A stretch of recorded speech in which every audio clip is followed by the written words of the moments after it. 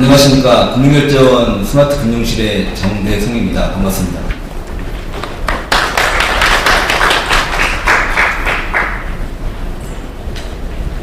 식사 좀 많이 불리실 텐데요. 아무튼 빠르게 좀 재밌게 시작하겠습니다.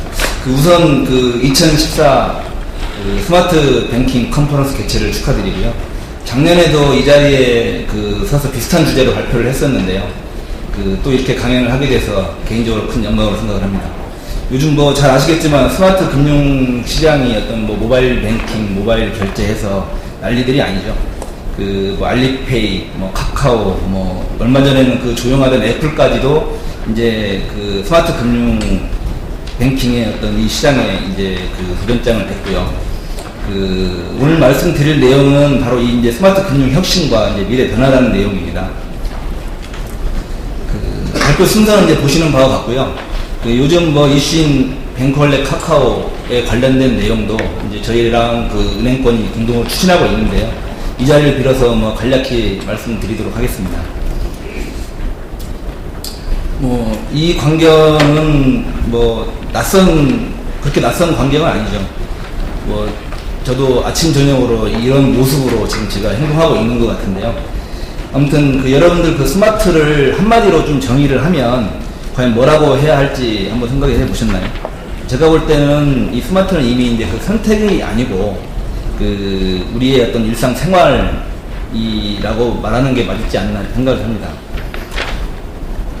이건 어느 국내 여대생이 이제 미국 언론에 인터뷰를 한 내용인데요. 아침에 이제 바쁘게 출근하다 보면은 다들 한두 번쯤은 스마트폰을 놓고 나오시는 이런 이제 경험들을 해보셨을 거예요. 여러분들 그때 기분이 이제 어땠는지 한번 상상해 보시면 될 텐데요. 스마트폰 집에 놓고 나오면은 가족이나 친구들한테 어떻게 보면 전화 한 통도, 메시지 한 통도 못 보내는 게 지금 현재 어떤 현실입니다.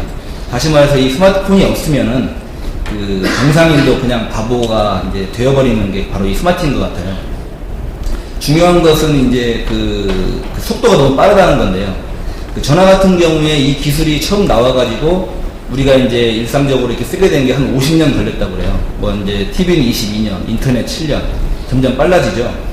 근데 지금은 연 단위도 아니고 이제 지금은 이제 월 단위로 작게는 3개월, 6개월 정도면은 나온 기술이 채택이 되든지 아니면은 버려지든지 이렇게 이제 되는 건데요.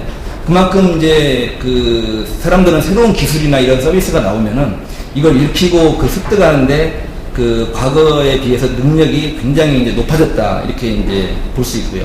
오른쪽 그림은 2016년도에 우리의 어떤 금융거래 패턴을 예측을 좀 한 내용입니다.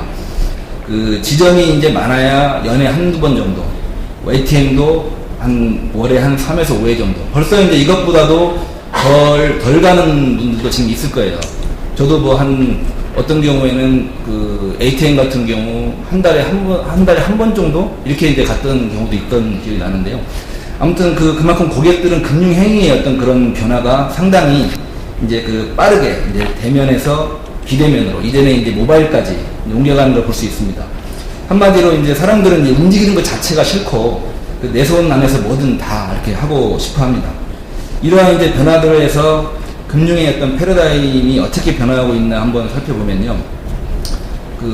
다 아시는 내용이겠지만 이 서비스 제공, 2000년 전에는 이런 은행, 금융권의 어떤 제공자 중심, 우월적 지점 마인드, 대면 채널이 이제 주였다면은 2000년 이후부터는 이제 인터넷이 확산이 되죠.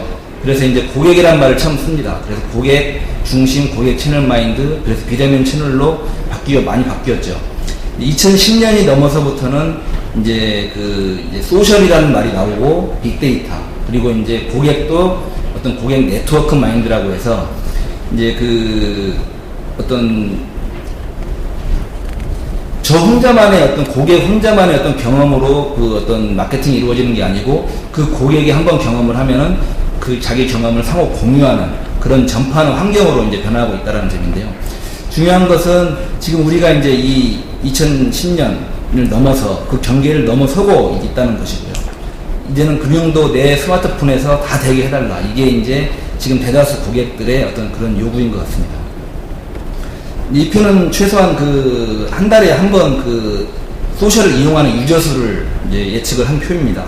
누군가 이제 말하기를 이 소셜을 이제 이렇게 표현을 하더라고요. 조만간 잠잠해질 유행도 단순한 마케팅 도구도 아니다. 이제 요즘 나이 드신 어르신들 보면은 밴드 같은 데서 매일, 그리고 뭐 시간을 뭐 초월해서 그 매일 동창회 하시죠.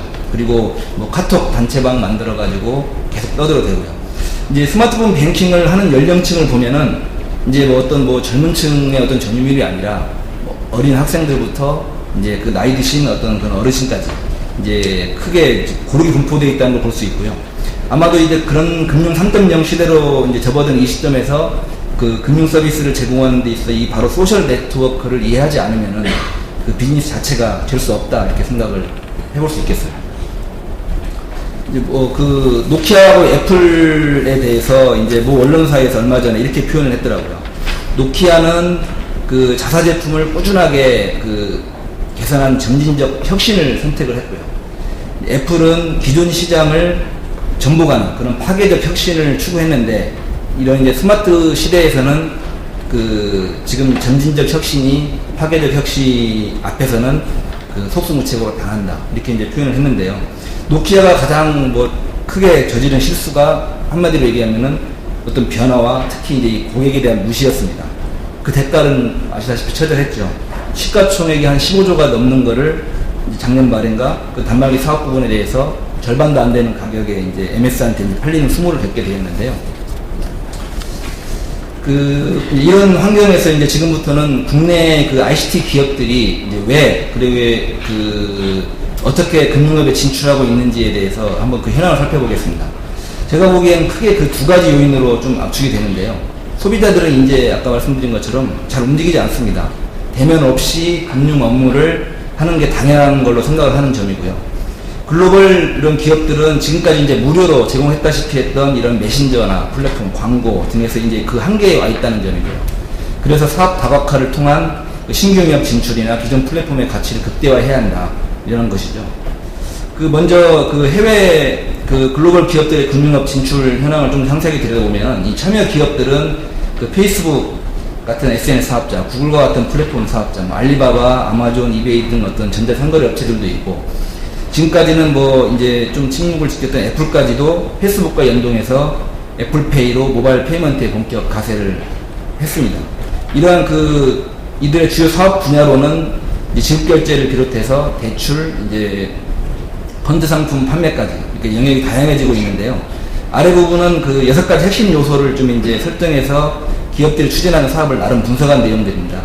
특히 좀 주목할 만한 것들은 이제 기존 금융기관 대비 그 차별성이 좀 강하다는 점이죠.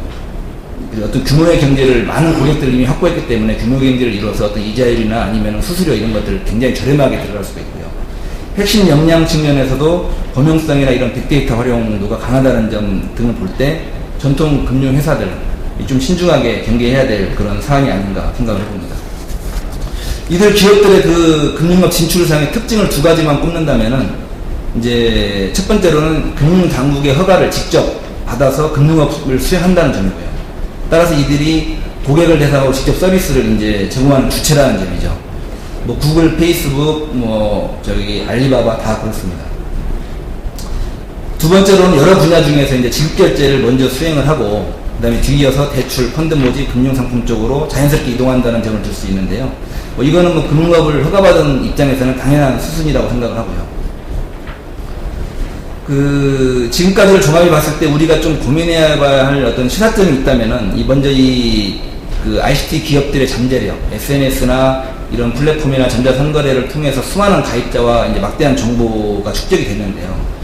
그 이를 좀 연착륙시킬 수 있는 그런 관련 법제도에 대한 어떤 적절한 정비와 더불어서 그 금융회사와 어떤 ICT 업체 간의 어떤 치열한 경쟁보다는 좀 서로 상생할 수 있는 전략적 제휴가 좀 바람직할 것으로 판단이 되고요. 두 번째로 이 해외 기업들이 국내 시장 잠식이 좀 가시화되고 있는데요. 그 국내 그 ICT 기업들도 어떤 국내에만 너무 오리엔트 되지 말고 글로벌 어떤 전략을 좀 구사할 필요가 있겠다라는 거고요. 그 다음에 이제 국내 금융회사들도 좀 어떤 인터넷 전문은행 설립이나 아니면은 뭐 기존 금융회사의 어떤 여러 강점들이 있는데, 그런 강점들을 잘 활용을 해서 창조적인 서비스 모델을 좀 적극적으로 발굴해서 대응할 필요가 있다고 생각을 해보고요. 이제 뭐 해외 기업들은 이제 대충 이런데 국내 기업들을 보면은 이제 해외 기업에 비해서는 아직 제반 여건상 어떤 그렇게 좀 공격적인 움직임은 아직은 아닌 것 같습니다. 그나마 이제 뭐 국내에서는 뭐 카카오가 다음과 합병까지 하면서 이제 큰 변신을 꾀하고 있다면 있고, 그 가운데서도 지금 뭐 추진하고 있는 이제 은행권과 추진하고 있는 뱅콜렛 카카오나 뭐 카카오페이 등이 요즘 좀 이슈인 것 같아요. 그리고 이제 또 네이버도 뭐 여기에 뒤질세라 뭐 옐로페이 같은 걸 접목해서 이제 소위 엠빵이라고 하는 어떤 그런 이제 송금 서비스를 준비 중인 걸로 알고 있는데요. 여기서는 그 앞서 소개한 그 해외 기업들과는 여러 가지 면에서 좀 다르고 서비스에 대한 어떤 시장의 일부 좀 오해도 있는 것 같아서 그 뱅컬렛 카카오에 대한 얘기를 좀 드릴까 합니다. 그 한간에서는 이 뱅컬렛 카카오를 줄여가지고 이제 뱅카라고 많이들 부르는데요. 이제 이 사업을 준비하면서 이제 저희가 내부적으로 이렇게 뭐 회의를 많이 해봤지만, 회의를 많이 해오던 과정에 이제 누군가가 그냥 뱅카 했던 게 여기까지 온 것 같습니다. 요즘은 그래서 뭐 언론에서도 그냥 뱅카라고 하는데요. 여기 발표에서도 뱅카라고 하고 진행을 하도록 하겠습니다. 먼저 이 뱅카 업무의 그 탄생 그 배경하고 사업 구조를 좀 말씀드리면은, 이 작년 3월에 은행권 16개 은행이 참여한 그 은행권 공동으로 이 그 뱅컬렛이라는 지갑 앱을 이제 시작을 했고요. 근데 이제 이게 시작을 했지만 뭐 어떻게 이 지갑 앱을 홍보하고 그 다음에 보급하고 또 사용처를 어떻게 확보할 건가, 여기에 좀 많은 이제 고민이 됐고 사실 좀 많이 막연했습니다. 이는 그 스마트 환경에 좀 많이 길들여진 어떤 고객들의 마음을 좀 이렇게 응집하고 사로잡기에는 은행권 어떤 자체 역량, 기존의 어떤 방식으로는 좀 한계가 있다라고 생각을 했고, 좀 획기적인 모멘텀이 좀 이제 필요하다고 판단이었고요. 그래서 이 스마트 분야에 어떤 좀 그 절대 강자랑 어떤 파트너십을 좀 갖는 게 그 어떨까, 그게 답이다라고 생각을 지금 하게 됐는데, 그게 누구냐고 했을 때 그 당시 현재로서는 카카오다 이렇게 생각을 하게 됐습니다. 바로 이제 그 서비스에 대한 이제 고민을 시작한 게 2012년 말 정도부터였는데요. 벌써 이제 얼마 몇 달 있으면 이제 만 2년이 다 돼갑니다. 이 카카오는 제가 보기에는 그 좀 전에 아까 말씀드렸던 것처럼 그 기존 메신저의 이미지를 탈피해야 하는 어떤 그런 플랫폼 사업자의 이제 그런 어떤 마인드. 그래서 어떤 새로운 사업 영역에 대한 발굴과 더불어서 신규 수익원 확보라는 어떤 이런 그 사항들이 좀 필요한 상황이 아니었나 이러 싶고요. 서로 어떤 카카오나 금융권이 좀 시기적으로 그런 것들이 그 좀 이렇게 절묘하게 맞아 떨어진 뭐 그런 케이스라고 보는 게 좀 정확할 것 같습니다. 다음은 이제 뱅카 업무의 사업 구조를 살펴보겠는데요.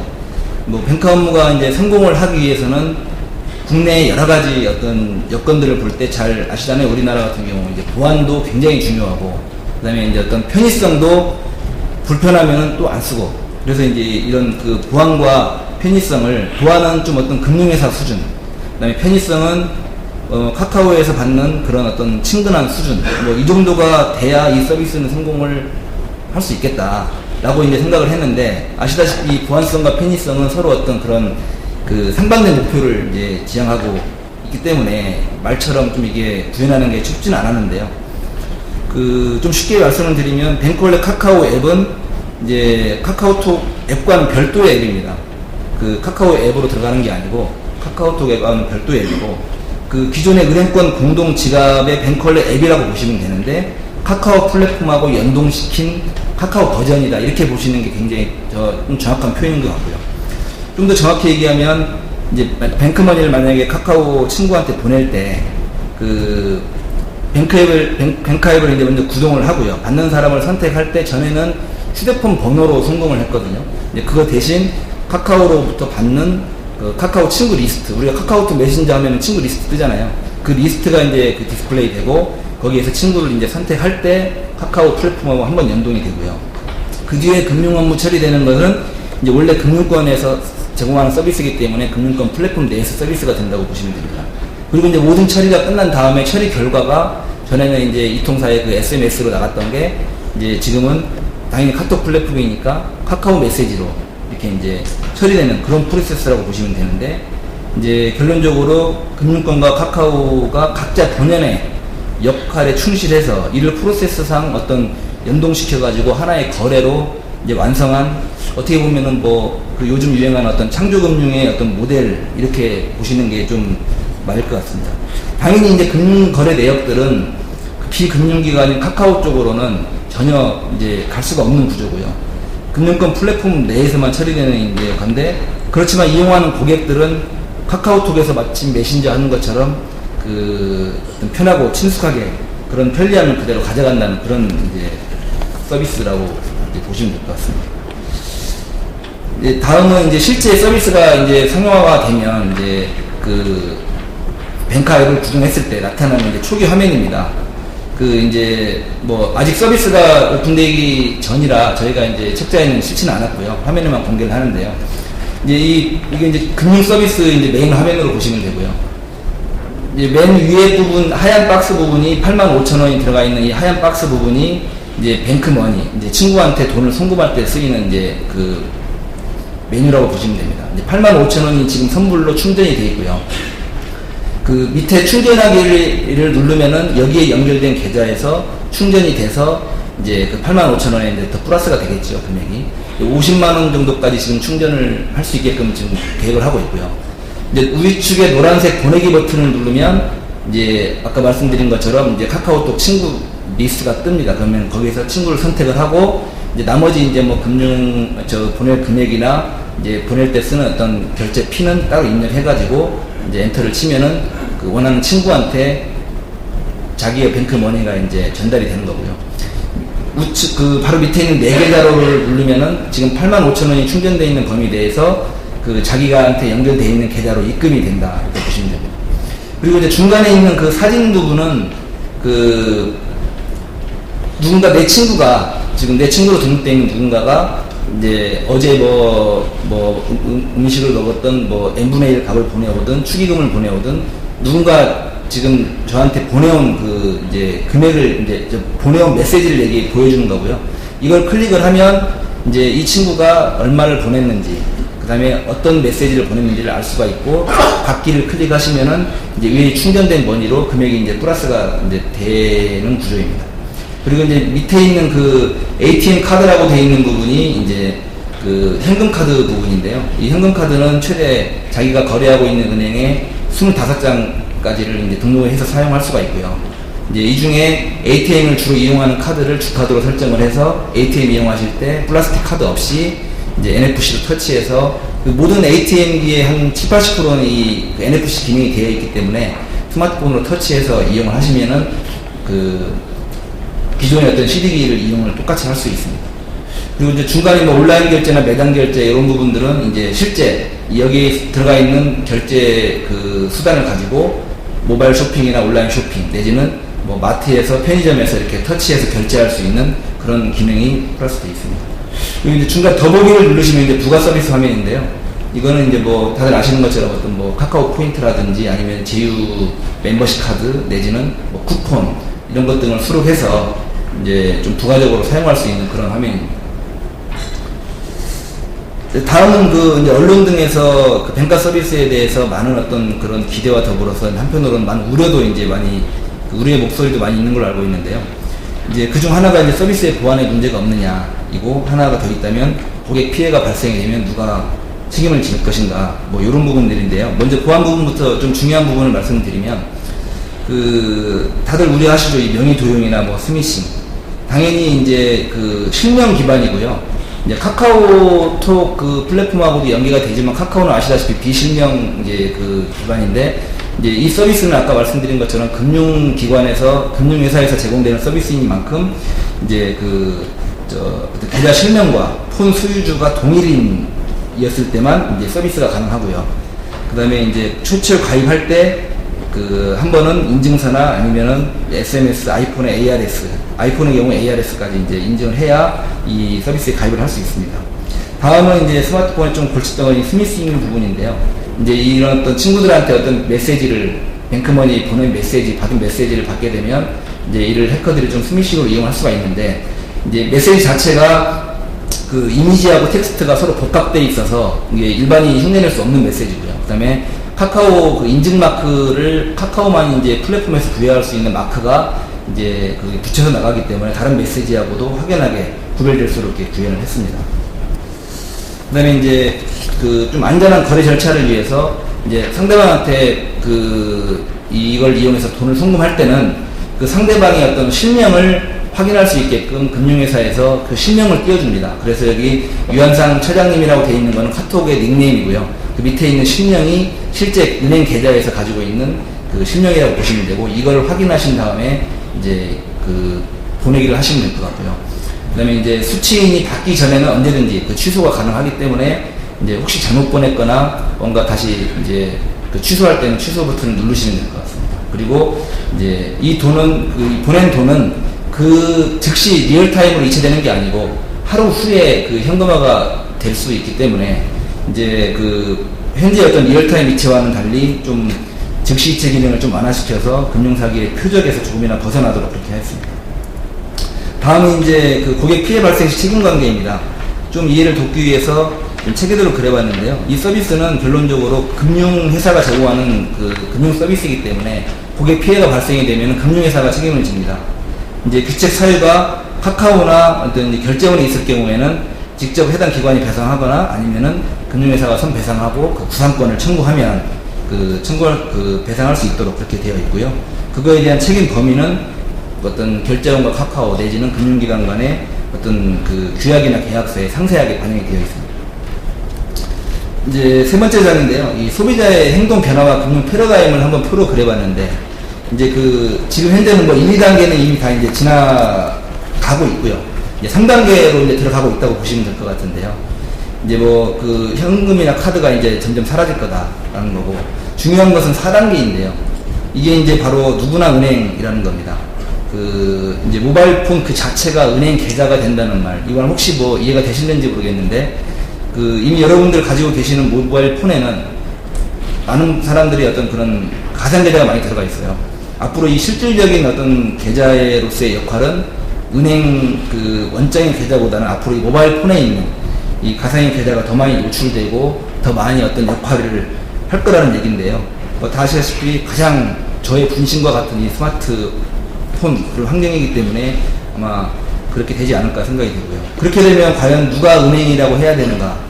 이 말도 좀 이제 우리가 좀 되새겨봐야 할 필요가 있는데요. 만약 스마트폰이 계좌고 스마트폰이 은행이라면은 그 은행의 주인은 바로 이제 저라는 얘기인데, 상당한 좀 임팩이 있는 중요한 암시가 아닌가 생각을 해봅니다. 다음은 이제 뱅카의 모습으로 미래를 한번 예측을 해봤는데요. 현재의 뱅카는 어떤 기존 실물 지갑을 스마트폰으로 옮겨놓는 수준이라면은 이 오른쪽에 있는 미래 뱅카는 약 대략 1, 2년 후쯤의 어떤 뱅카 모습을 제 나름대로 한번 상상을 해봤어요. 아마도 이제 올해 말 내년 상반기에는 신용카드도 뱅카 지갑에 이제 포함될 거라고 지금 보고요. 일부 카드사랑 지금 협의를 좀 진행하고 있지만, 그럼 각종 이제 멤버십이나 쿠폰들도 다수 수록이 될 텐데, 이제 이 멤버십과 쿠폰이 뭐 따로따로 결제되는 게 아니고, 이제 결제 수단과 자동으로 연동돼서 그 안에 있는 쿠폰이 원스톱으로 처리되고, 이렇게 처리를 할 계획입니다. 그리고 이 뱅크머니가 자기가 아는 친구에게 단순 보내기로 지금은 쓰이고 있는데, 이제 자주 가는 매장도 어떤 친구로 등록을 해놓고 이제 자기 스마트폰에서 어떤 이제 결제할 수 있는 하나의 셀프 이제 페이먼트 개념인데요. 만약에 이게 실현이 되면은 이제 결제 시장에도 어떤 또 하나의 혁신이 될 수 있을 거라고 생각을 합니다. 뭐 각종 영수증이 종이로 발급되지 않고 뱅카로 이제 자동으로 노딩 될 거고요. 뭐 금융기관에서 인터넷이나 스마트폰에서 할 수 있는 각종 금융거래 조회, 공과금 납부, 뭐 신규 변경 해지 이런 간단한 업무들도 뱅카 지갑을 통해서 일부 처리할 수 있을 거라고 예상을 하고 있습니다. 이제 마지막으로 엊그저께 애플에서 이제 아이폰 6 뭐 플러스 이제 발표를 했는데요. 여기서 이제 주목받았던 것이 다 아시다시피 애플 워치가 아니었고 바로 NFC 기반의 애플 페이였습니다. 일단 주요 금융사와 이제 대형 가맹점 일부랑 제휴를 해서 시작을 하는 것 같고요. 이제 애플 CEO 이제 팀쿡이 강한 메시지를 남겼죠. 지갑이 사라지기까지 얼마 남지 않았다. 이런 말을 남겼는데요. 뭐 이에 반해서 일부 우려의 목소리도 있긴 합니다. 왜 구글도 실패한 NFC를 이제 와서 애플이 들고 나왔을까? 이제 저는 뭐 개인적으로 생각할 때 이 애플과 구글은 좀 추진하는 방식이 옛날 구글 방식으로 애플이 하려고 들고 나왔지는 않을 것 같다. 좀 정확히 좀 어떤 정책이 좀 틀리다고 좀 생각을 하고요. 페이팔에 맞서기에는 아직은 좀 많이 좀 부족한 게 있지만은, 애플은 아마 이제 어떤 지문도 결합을 시키고, 이 보안과 간편 방식에 초점을 맞춰서 어떤 고객의 기호나 가맹점의 만족도를 좀 극대화를 이제 해서 지금 아마 이 사업을 할 것 같아요. 아무튼 이 소비자의 습성은 쉽게 바뀌지가 않는데요. 이 오프라인 시장에서 카드를 이렇게 우리가 이제 긁는 습관, 저는 그게 분명히 앞으로 스마트 쪽에서는 터치식으로 갈 거다. 좀 시간이 걸리겠지만 이제 갈 거다라는 생각을 가지고 있었는데, 애플페이 중심의 결제 생태계도 이런 의미에서는 한번 지켜볼 만하다. 이런 개인적으로 생각을 해봤습니다. 지금 이와 같은 어떤 스마트 환경에서 고객의 행동 변화를 잘 읽고 이를 적극 대처해 나가지 않으면은 고객은 아마 우리를 철저하게 외면할 거다. 이 마지막에 있는 글귀도 아마 그런 걸 좀 암시하는 것 같습니다. 오늘 발표 시간도 많이 부족하고 내용도 많이 부족했지만 끝까지 경청해 주셔서 감사드립니다. 이상 발표를 마치겠습니다.